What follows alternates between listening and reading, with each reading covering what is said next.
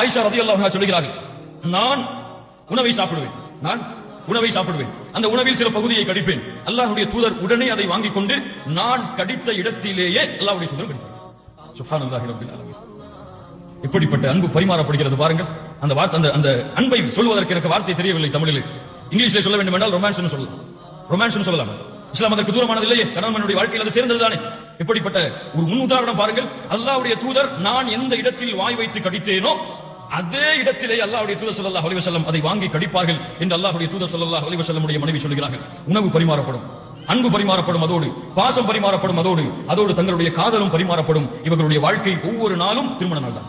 உங்களுடைய வாழ்க்கையில் ஒவ்வொரு நாளும் திருமண நாள் தான். இன்னைக்கு 2 மாசம் தான் நமக்கு இந்த சந்தோஷம், 3 மாசம் தான் நமக்கு இந்த சந்தோஷம். 2 மாசம் எதை சமைச்சு போட்டாலும் குறையே சொல்ல மாட்டார். நல்லவே இல்லைனாலும் நல்லதா இருக்கும்.